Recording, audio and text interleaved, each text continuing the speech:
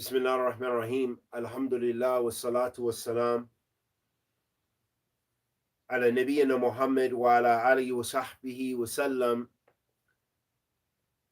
Amma ba'd. Ahabati fillah. Assalamu alaikum wa rahmatullahi wa barakatuh. Hayyakum Allah. As'al Allah kareem. Rabb al-arsh al-azim. An yatawallana fi dunya wal akhirah. Ahabati fillah.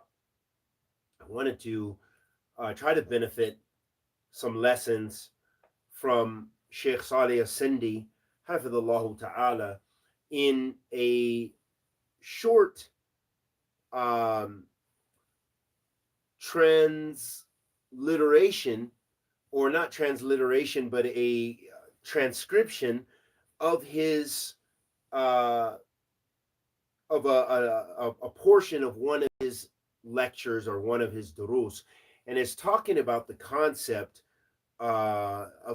regarding the methodology of Ahl Sunnati wal Jama'ah in distinguishing between a mistake of Ahl Sunnah versus the people of innovation, versus an innovation in an innovator. And in this regard, first, I want to apologize because I did make a mistake on the time. I said it would be at 2:30, which it's actually, I'm doing it now because of a lack of time and because Salat will be coming in shortly. And so we had to do it a little bit early, maybe 20 minutes early. But anyhow, this is something, it's beneficial because we have had so much fitna with regards to this concept. And many of our scholars have written about this, and greater scholars than them, like Shaykh al-Islam ibn Taymiyyah and others, have mentioned about the have detailed this issue, distinguishing between a mistake from a scholar of Ahl Sunnah or Talib al-Ilm Ahl Sunnah versus a mistake or an issue with the people of bid'ah and desires. And one of the qawa'id, one of the principles that will give us shed some light that Shaykh al-Islam ibn Taymiyyah mentions is when he says that laysa kullu man yaqa'a fi kufr tukun kafirin, or kama qal, that everyone who does an act of disbelief is not a disbeliever. And so this is so important for us to know and understand this concept, because so many people have misconceptions, and they make takfir of people because of a mistake they made, or perhaps an act of shirk or an act of kufr that they fell into. But the point is not to rush tasri' fi hukm al-akhirin. Do not rush to make a ruling on others. This is one of the great dangers that we have in this day and age. It's a big fitna that has been revived, which is kind of the fitna from the asl. It comes from the Khawarij, comes from the Khawarij sect that made takfir of the Muslims for the major sins, and they made takfir of Muslims that disagreed with them. And this has always been one of the traits of the Khawarij, is that those people who differ with them, they make takfir to them. And you'll find that people who follow this maslak, they follow kind of this way, that they will do that with bid'ah. So they say, oh, you differ with me, or I don't like where you're ijtihad in an issue, and so they make tabdi of them over issues of ijtihad even, and not issues from the usul of the deen or anything like this, but rather in issues where it may be permissible or it may not be considered a mukhalif shar'an due to the nature of the ijtihad, that they actually make tabdi' of one another. And this is a growing problem, and the scholars of Ahl Sunnah have been speaking about it and try to yu'allijuna hadhihi musiba. They try to cure or give a cure, a medicine for this sickness and these tests. These are tests, in fact, because it has caused so much fitna in so many communities from the people, declaring one another to be innovators. So the Shaykh This has been entitled. It's just a small. It's really a few lines, and we're just going to go through what the Sheikh said. It's called Minhaj Ahl Sunnah fi Tafriq Bain al Mukhti wal Mubtadi'a. So it's entitled the Minhaj, or the methodology of Ahl Sunnah, um, in distinguishing between a person who makes a mistake and a Mubtadi'a. Because when we're talking about a person who makes a mistake, he's talking about a person whose usul is from Ahl Sunnah. Okay, so this is in light of what the Shaykh is saying, and this is where you have a lot of contemporary treatises, of our scholars today that have written about this, like Imam Abdul Muhsin al-Abad, Imam Salih al-Suhaimi, Sheikh Ibrahim al-Rahili, Sheikh Muhammad al-Imam, and so many of our scholars who've written about this topic, trying to bring medicine and spoke about this topic. Sheikh, there's many, and some of them are many of them are translated into English as well, that have tried to bring a cure to the sickness of people making tabdi' easily and quickly without looking at the wabit or criterion, by making their own false criterion, basically because you differ with me, you differ with my sheikh, you differ with my sheikh's ruling. For example, if one of our mashayikh, say for example, Sheikh Ubaid al-Jabri, hafidhullah ta'ala, who's one of our scholars, say if he makes a hukum on an individual, and then I say to you, if you don't accept that hukum, you're a mubtadi'ah, or if you continue to study with that individual, you're a mubtadi'ah. So this is kind of the fitna that has arisen, that everyone is just rushing into the affair of making tabdi' and making tabdi' of others, either for mistakes or sometimes based on their own mistake, that they're the ones who's making the mistake because they're making ilzam, they're forcing you to hold the position of their scholar or of them, when it may not be supported by the evidence, or it may be supported by weak evidence. And this is the point, because our scholars, the scholars of Ahl Sunnah, they are not people of desire, so they do use evidence, but it may not always be the strongest argument. It may not always be the strongest evidence. There may be stronger evidence to support the other opinion. So that's why you should not force the people to take your view or the view of your sheikh necessarily, but you should go wherever the adillah, wherever the evidence takes you. And this is a qa'idah, a principle of Ahl Sunnati wal Jama'ah. So Shaykh Salih al-Sindee, he says, يتوسع بعض المتحمسين في وصف بابتداع ويدرج في زمرة المبتدعة من لا يصح أن يوصفوا بهذا الوصف ولا أن يعاملوا معاملة المبتدعة. So this is a very important statement, and we're going to break it down. The Shaykh Salih al-Sindee, hafidhullah ta'ala, he says that some of those people who are really, I don't know, we shouldn't say energetic, but they have a lot of zeal. Some of the zealots, whatever the word is, zealots, those people who have a lot of zeal, they really want to achieve something. They're excited about it. For example, when a Muslim, when a person is a new Muslim, a lot of times we have a lot of zeal. We want to practice. We read, Bukhari said this, it says this in Sahih Muslim, I'm going to practice it. And that's beautiful. But the problem is a lot of times people don't have the knowledge, so they don't know how to practice it. They just read it and they try to practice it how they understand it. And this is from zeal.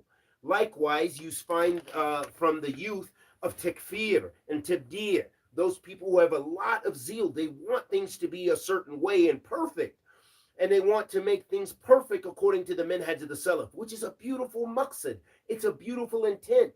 But they may not have the knowledge in order to implement that, or the knowledge to truly understand those masail, or the knowledge to contextualize those issues and those ahkam, those rulings.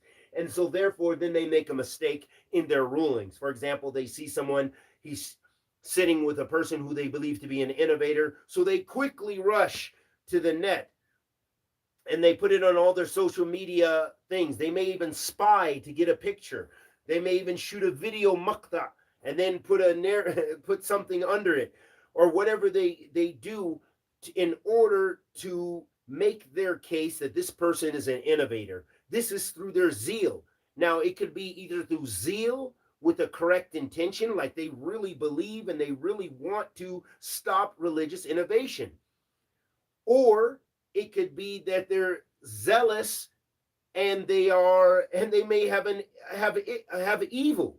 They may have an evil intent. So that intent is with Allah subhanahu wa ta'ala. We don't know what the various people's intentions as far as ma'ayanin, but we know there are some people who have evil intentions and there are some people who have a good intentions, and they're both mistaken in their spying and in their zealousness of trying to make a ruling on someone.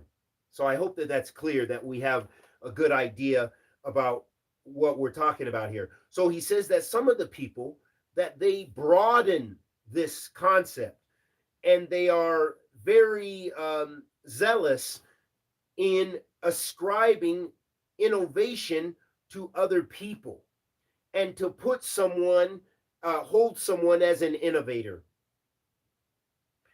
And so the Shaikh, he responds, he said, this is impermissible for someone to describe someone who is not an innovator with this description, and to treat them in the way that the Salaf used to treat the innovator. So right there, the Shaikh is trying to deal with the fitna of what has happened for probably centuries, that people have fallen into this, being zealous and applying rulings on individuals without the right to do so. Either they are not qualified to make those rulings, or they are mistaken in their ijtihad, in their application, or they are belittling and distorting principles of Sunnah in order to achieve their intent. So there's various reasons why people might fall into that, but it's a very dangerous affair, and this is what the Shaykh is trying to deal with.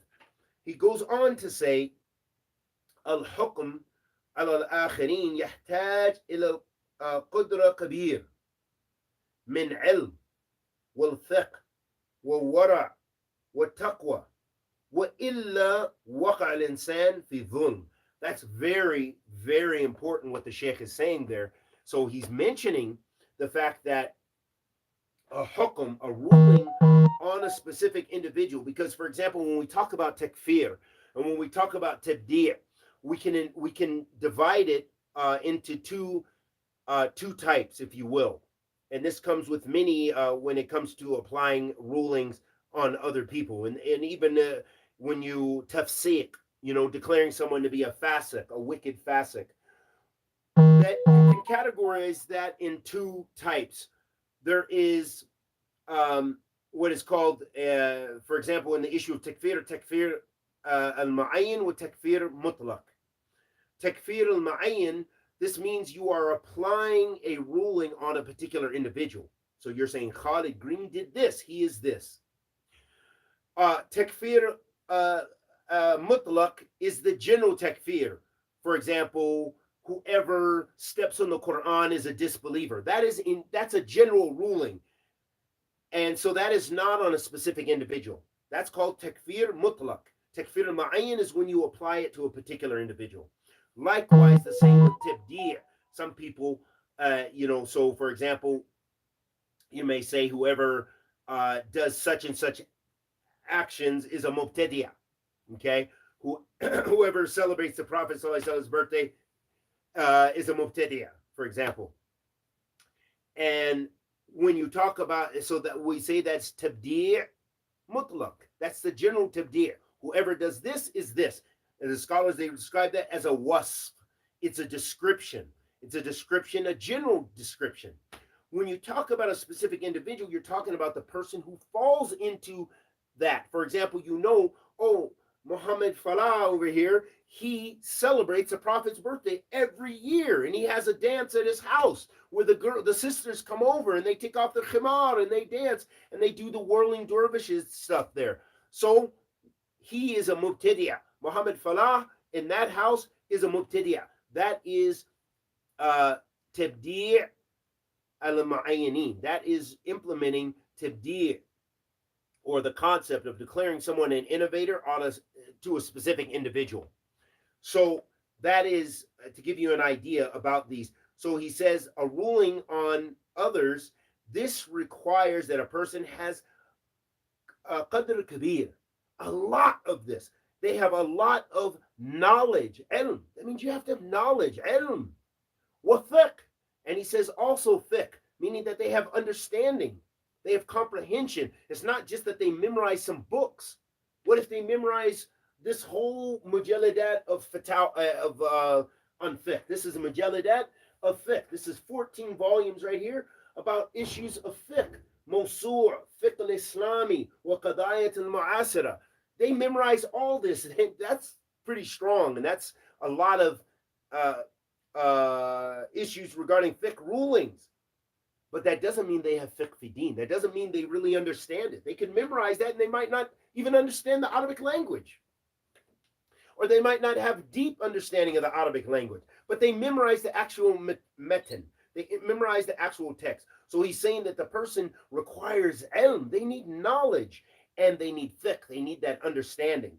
And he also says, so not just, he says, Qudr Kabir, they need a lot of it, a lot of knowledge, and a lot of fiqh, and also al-wara.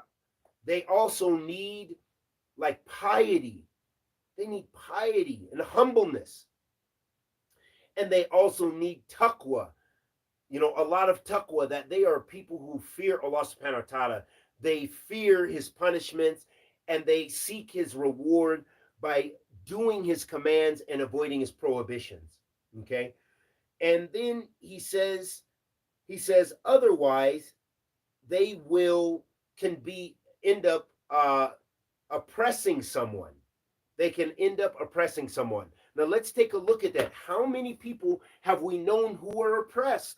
Because people who are not qualified make judgments upon them. You will find up until this day, people who are 14, 15, 16, 20 years old making judgments and haven't studied anything. Maybe don't know much of anything. Maybe perhaps they don't even know Surah Al-Fatiha correctly. And we've seen many examples of this. People who cannot read Surah Al-Fatiha properly, and they were making rulings on other individuals. Where is the fiqh?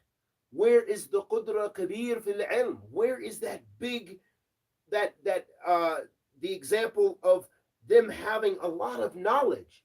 They don't possess it. Instead, they are rushing to major masail. These are big issues when you talk about making judgments and rulings on people.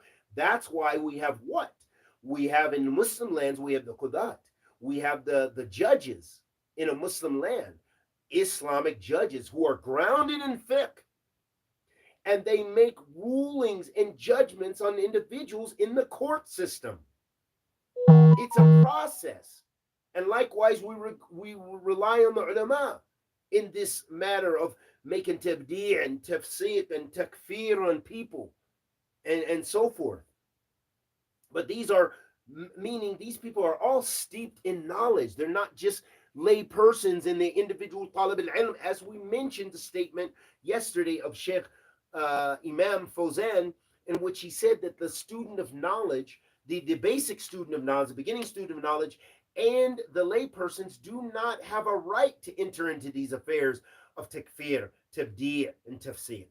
They don't even have a right. That's not their responsibility. They don't have a place in that. Why is that being spread? That so many people, everyone wants to get involved. Everyone wants to make a ruling on someone. It's a very dangerous thing. And this is what Shaikh Salih Al-Sindee is trying to bring medicine to, and to point out that when you get involved in those affairs and don't have the right to do so, you are actually oppressing that person. You're actually oppressing them. And what if you have some right? What if you have some knowledge and so forth? Maybe you have a lot of knowledge. You can still oppress that person if you don't get it right and you make some kind of an erroneous ijtihad. That's very dangerous. You declare takfir on someone. You declare them to be an innovator in the religion of Allah subhanahu wa ta'ala. It's very serious. That's why it's not a light matter. It's not a light matter, and it's not a matter for all of us to involve ourselves in. Then the Shaykh, he goes on, he mentions, the next point he mentions, he says, وَإِلَّا وَقَعَ الْإِنسَانِ فِي الظُّلْمِ الَّذِي عَلَيْهِ أَهْلُ السُّنَّةِ أَنَ السُّنِّي سُنِّي وَأَنْ أَخْطَأَ فِي مَسْأَلَةٍ وَأَنَ الْمُبْتَدِعَ مُبْتَدِعَ وَأَنْ أَصَابَ فِي الْمَسْأَلَةِ. This is beautiful. Right there is beautiful. This gives you an idea right here. I hope, you know, this stuff you almost need to write down some of this. So the Shaykh goes on to say, very, very clearly, he says, and what Ahl Sunnah is upon, and remember, for those who sat in the last dars, when we talked, Imam Ahmed in his book Usul Al-Sindee, he said, Usul Al-Sunnah indana. He said the usul, the foundation principles of the Sunnah to us, meaning to Ahl Sunnati wal Jama'ah, is, and then he mentioned various principles in the religion. So here Shaykh Salih Al-Sindee, he says, and that which Ahl Sunnah is upon is that the Sunni is Sunni, even if he makes a mistake in an issue, and that the Mubtadi'ah is a Mubtadi'ah, even if he gets an issue correct. So we don't say that this guy, he's Maturidi, he is from Jamaat al-Ahbash, and he gets an issue correct in something, in fiqh, in Aqidah even. We don't say, oh, he's from Ahl Sunnah now because he got this issue correct. La, he's still a Mubtadi'ah because of his usul. Most of what he believes, yukhalif Ahl Sunnah. It goes against the masail, the issues of Ahl Sunnah. Likewise, a person of Ahl Sunnah may make a mistake, as many of the great imams throughout history made mistakes, sometimes in Aqidah, sometimes in all kind of masail. But that didn't remove them from the fold of Ahl Sunnati wal Jama'ah. They still were great imams, but their mistakes were warned against. Don't follow Imam an-Nawawi in this. Don't follow Imam Ibn Hazm in this. Don't follow Imam Bukhari in this, or whatever the case may be from the A'immat Sunnah. That it goes back to what the Prophet ﷺ said, Kullu ibn Adam khatta wa khayra khatta'in tawabun. All the children of Adam commit sins or mistakes, and the best of those sinners are those who repent. Tawabun, that means they do it a lot. Kathrat tawbah. Then he gives the example. He says, Ma asana ma qalahu qawam as-sunnah at-Taymi rahimahullah ta'ala أخطأ ابن خزيمة في حديث الصور ولا يؤخذ عنه ذلك ولا يطعن فيه بسبب ذلك. That is a beautiful statement. So this shows you the minhaj of the Salaf and how the Salaf were. So he says, and how beautiful is the statement of Imam at-Taymi, who Qawam as-Sunnah, when he said that Ibn Khuzaymah, Imam Ibn Khuzaymah, made a mistake regarding the hadith of Sur. He said, so do not take from him in regards to that issue, and do not slander him because of it. So that means, and Shaykh Ubaid Jabri, he has a beautiful statement when he talks about, in his explanation of Sharh Sunnah, the Imam Barbahari, he mentions about this. He mentions the difference in a beautiful statement where Imam Barbahari talks about when an alim zalla ala tariq, when a scholar, he makes a mistake on the path. So Shaykh Ubaid mentions, because Imam Barbahari mentions, so Shaykh Ubaid explains. Also Shaykh Ali Hassan Al-Halibi explains very similarly too in his explanation of Sharh Sunnah. Listen to them both over the years, mentioning that the difference between that Ahl Sunnah, that they maintain the karama of the alim of Ahl Sunnah when they deal with his mistake, but they refute his mistake. So they don't accept his mistake. They say Shaykh so and so made a mistake in this issue, as he mentioned about Ibn Khuzaymah, Imam Ibn Khuzaymah, that he made a serious mistake in Aqidah. But do not belittle him, say anything to belittle him, and we don't take from him in that issue he made a mistake on. And he mentioned, what did he say? He said, Akhta Ibn Khuzaymah. He mentioned Ibn Khuzaymah made a mistake in this. So that had nothing to do with belittling Imam Ibn Khuzaymah, but rather it highlighted this mistake this great Imam made, and at the same time we maintain his karama. And that's what Shaykh Al-Ubaid was mentioning. At the same time, we maintain respect for that alim. And the problem is, what we find is a lot of people have abandoned that. A lot of people, even we find that sometimes from some of our scholars, that it seems like they're not applying that. Like they will sometimes, certain scholars will fall into the mistake of quickly, or for whatever reason, making a ruling on another scholar and hajr and warning the people to study with him, instead of saying he made a mistake in this issue, but he is a known person of Ahl Sunnah. Okay?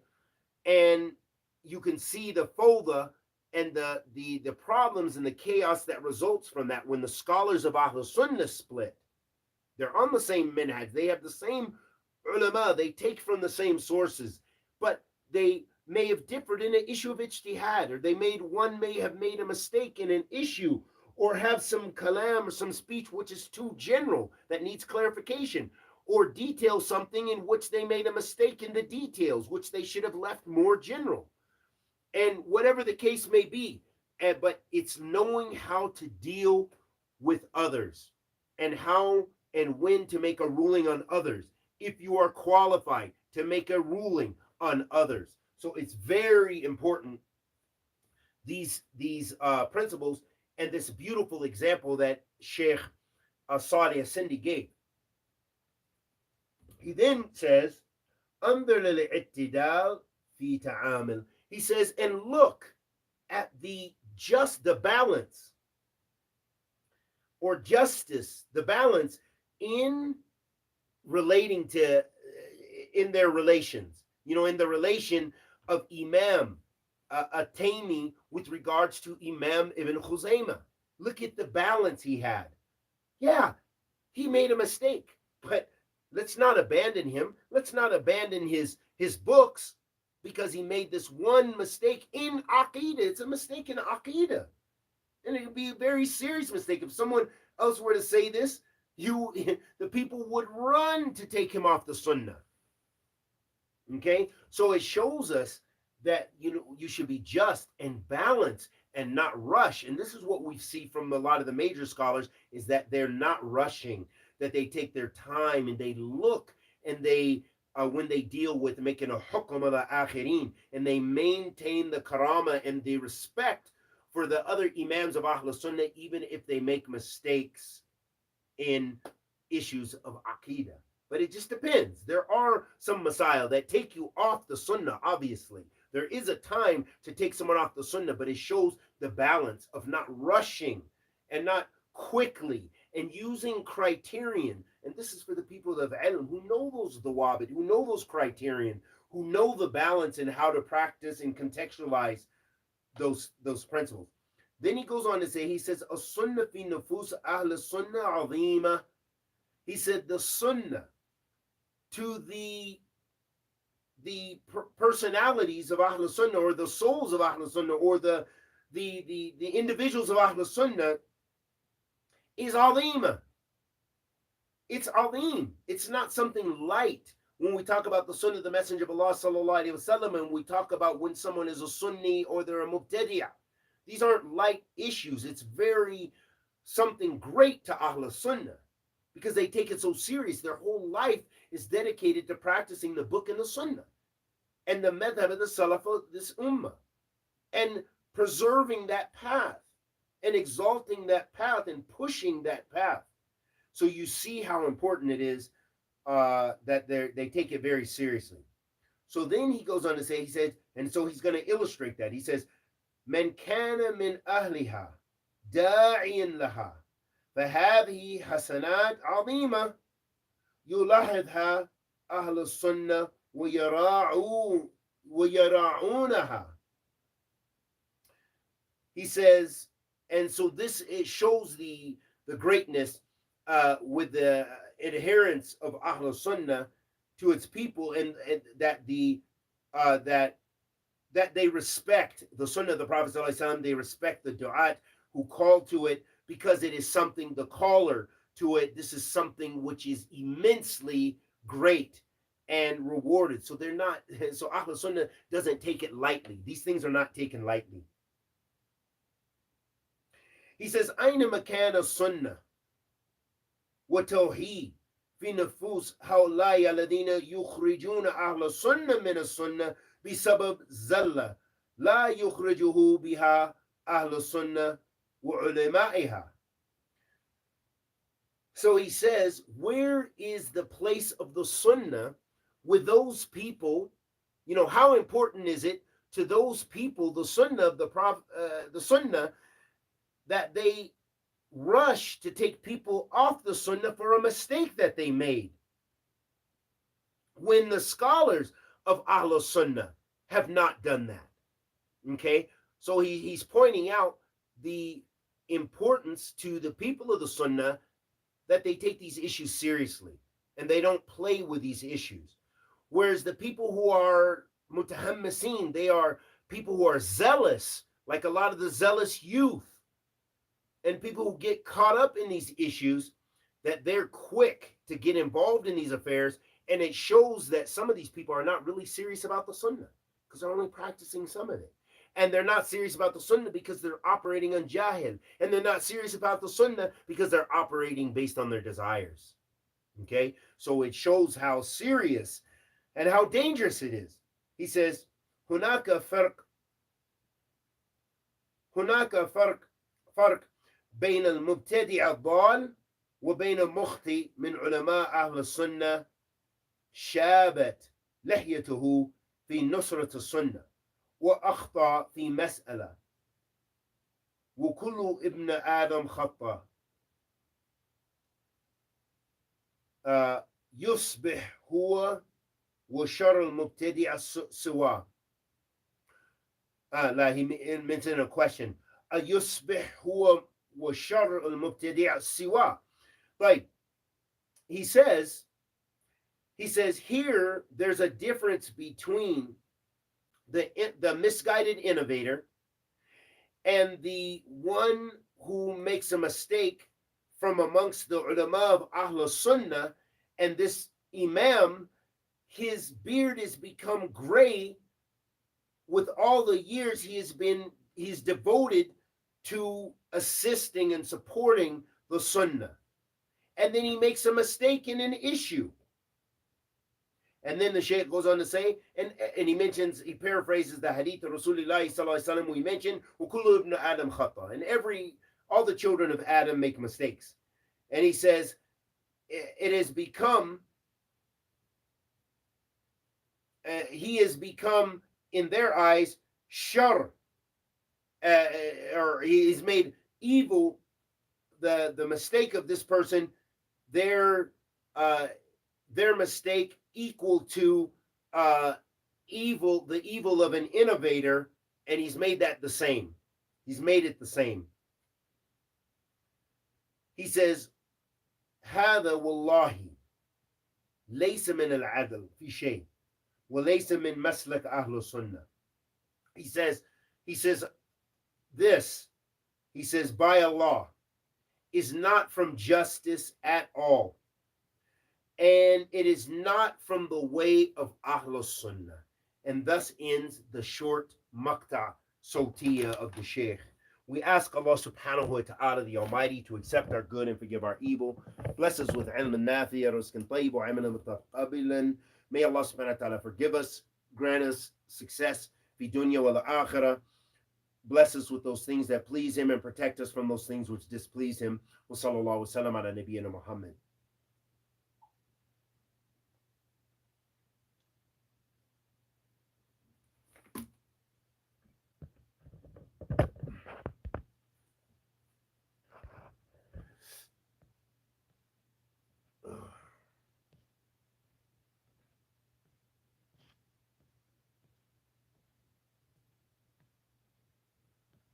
Some people do not know about Islam, and because a scholar has made a mistake, he thinks he's better than the scholar and becomes a scholar and calling them different type of names under the sun.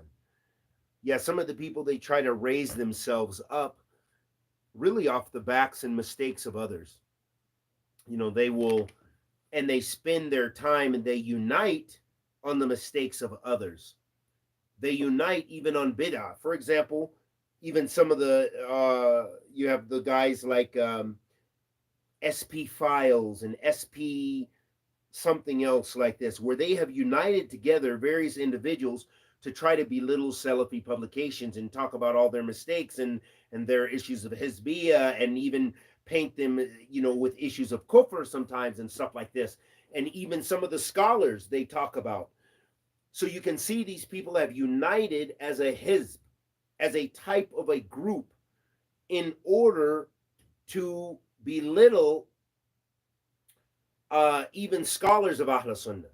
And whatever you think about S-pubs, still uniting to defeat or belittle them is not from the Sunnah Shaykh, and not from justice anything, and not from anything which comes about good, but rather Ahl Sunnah focuses on refuting Ahl Bid'ah and exalting the Sunnah of the Prophet ﷺ, striving to come closer to Allah subhanahu wa ta'ala.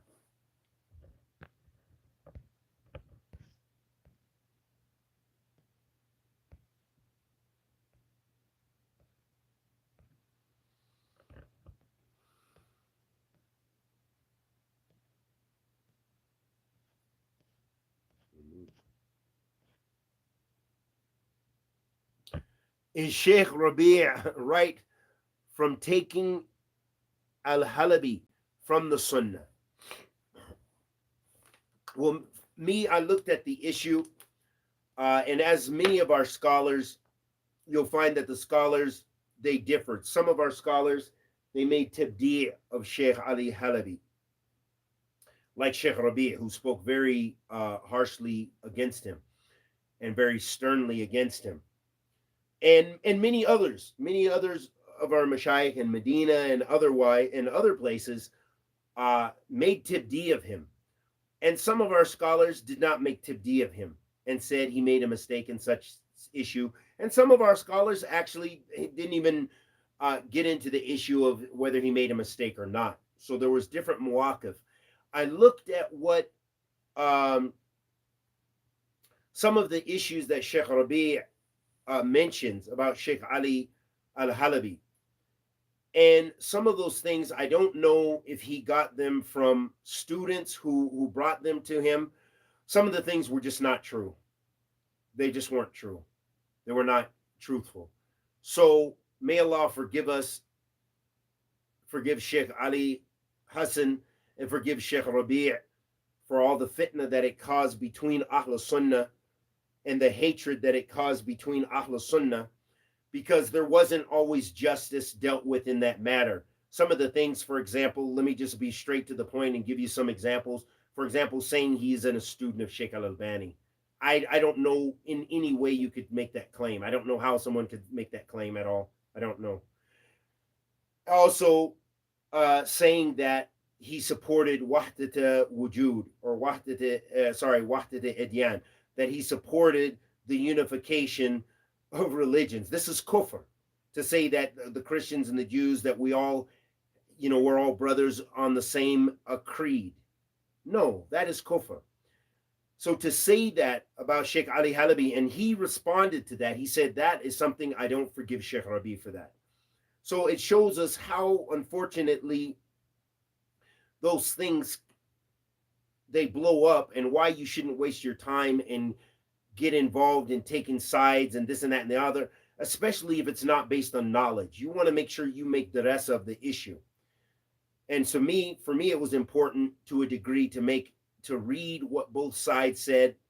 I've collected everything I could find almost about those issues. I have piles of information where they refuted one another. I'm not saying these particular articles, but some of these articles are refutations between them and between their defenders. People who attacked Sheikh Ali Hassan, people who took the side and defended him, people who attacked Sheikh Rabi' on those things. So I looked at the issue fairly extensively for myself, because I would not want to be responsible before Allah and belittling a scholar of Ahl Sunnah.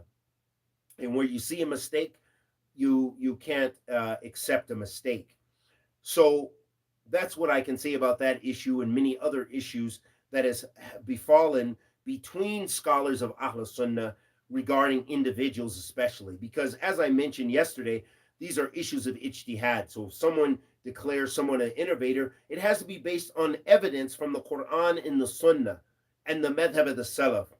And then we look to see what is the strength of that adillah. What is the strength of that evidence in which they are taking that person off the Sunnah? Because meaning that we're talking about people who are known for the Sunnah. There was a time that all those same scholars loved Shaykh Ali Hassan Al-Halibi and respected him.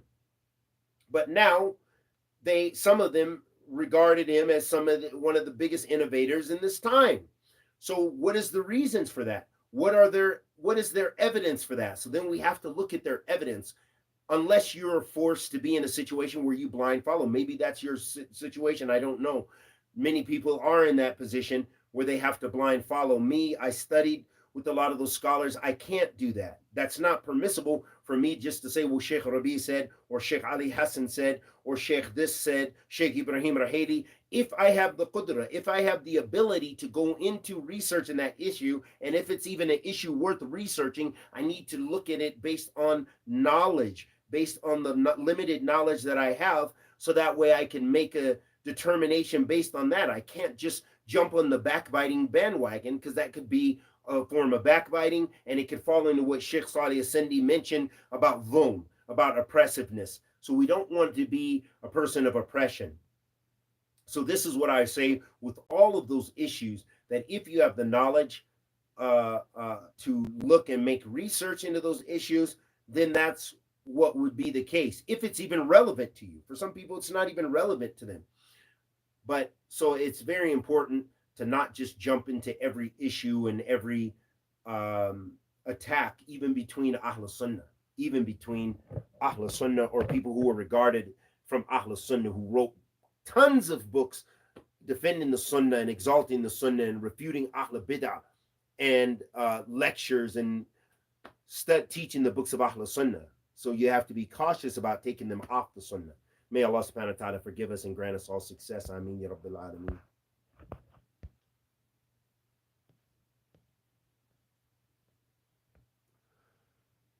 Are you going to have another beneficial live session today? I don't know if I'm going to do any more.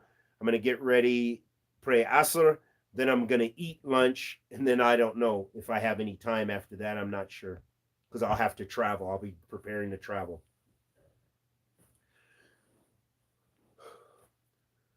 He defends a lot of Ahlul Bid'ah. Where do you buy your books from? I don't buy my books anymore. I bought my books when I lived in Saudi Arabia and in Yemen, so especially Saudi Arabia. Can we take fiqh and aqidah knowledge from espouse and Abu Khadija and thank their making tabdi' and refutations? And thank. I'm not sure. I think you made a mistake there.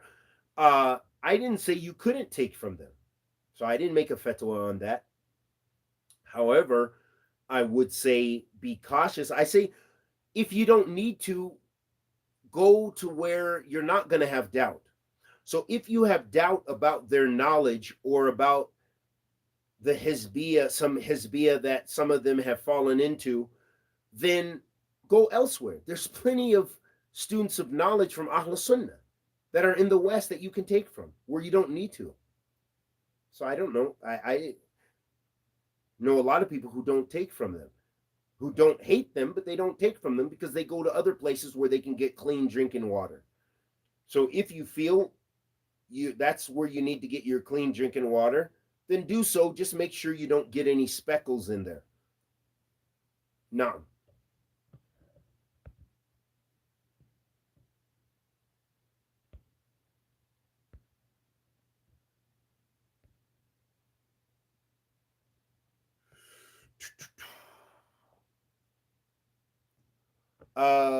Thoughts on Abdulaziz Al-Tarifi?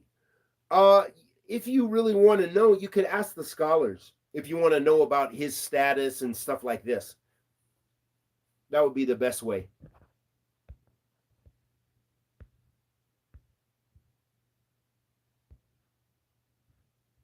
And we ask Allah subhanahu wa ta'ala, the Almighty, to accept our good and forgive our evil. Wa sallallahu wa sallam ala nabiyyina Muhammad wa ala alihi wa sahbihi wa sallam. Assalamu alaikum wa rahmatullahi wa barakatuh.